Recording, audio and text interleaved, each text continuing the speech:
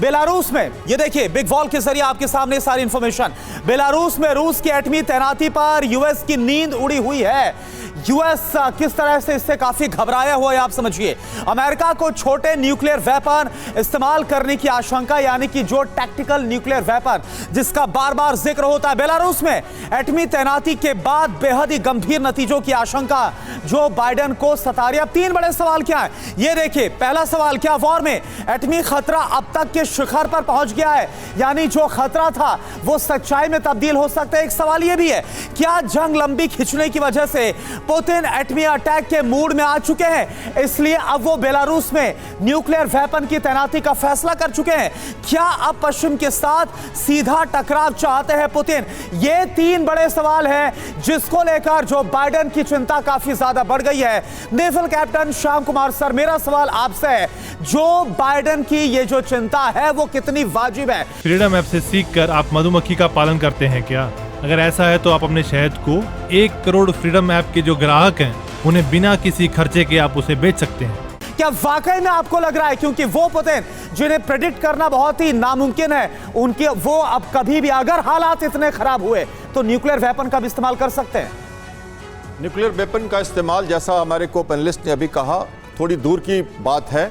जहां तक ये deployment of tactical nuclear weapons जो बेलारूस में है, ये तो एक तरह से होना ही है।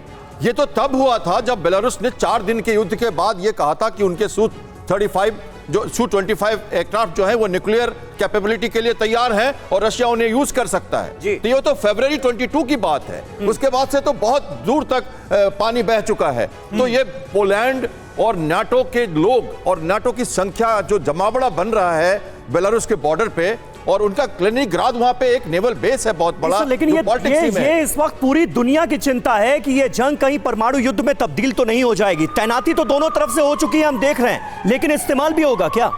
देखिए समीर, यहाँ पर 2 चीजें समझने लायक है। अमेरिका के naval nuclear weapons eastern Europe में 4 मुल्कों में तैनात हैं जी, जिसके बारे में कोई बात नहीं करता। जैसा अभी कैप्टन श्याम ने कहा, रशिया का एक एन्क्लेव है कैलिनग्राड। कैलिनग्राड एक छोटा सा एन्क्लेव है, वहाँ न्यूक्लियर बेस ही है जो कि बेलारूस में पहले से, बेलारूस से उसकी सीमा मिली हुई है और बाल्टिक सागर में है। उसके लिए कोई बात नहीं करता। लेकिन जब बेलारूस में पुतिन ने बोला हम अपने SRBM लगाएंगे, तो ये सारी चीजें शुरू हुई। यही तो पुतिन कह रहे थे ना कि अमेरिका अगर मित्र देशों में परमाणु हथियारों की तैनाती करे तो कुछ नहीं, हम बेलारूस में करें तो दिक्कत है। अब इसमें बात ये है कि पोस्चरिंग है और मैसेजिंग है। शॉर्ट रेंज इतना तो समझ में आ रहा है, अंदर मिसाइल और कीव से आप दूरी नाप लें। इतना तो समझ में आ रहा है कि इस वॉर में जो देशों का स्टैंड रहा है, उन्होंने न्यूक्लियर हथियारों के विस्तार को एक तरीके से एक नई गति दे दी है, और ये उन देशों में भी अब पहुंचेंगे या पहुंच सकते हैं या पहुंच रहे हैं जहां पर पहले इसकी संभावना कम थी या कहे कि ना थी। और पुतिन के बेलारूस में एटमी वेपन तैनाती ऐलान पर एक बड़ी खबर है। 31 मार्च को UNSC की बैठक में इस पर चर्चा होगी। रूस के बेलारूस में एटमी वेपन की तैनाती के ऐलान पर चर्चा होगी। अंशु मैम, एक छोटा सा सवाल आपसे चलते चलते, क्या दुनिया में नाभिकीय खतरे को बढ़ा चुका है ये युद्ध? चलिए हमला नहीं होगा, लेकिन उस खतरे को बढ़ा चुका है। न्यूक्लियर प्रोलिफरेशन को जरूर बढ़ावा मिला है। आर्म्स रेस अपनी पीक पर दिखाई देती है।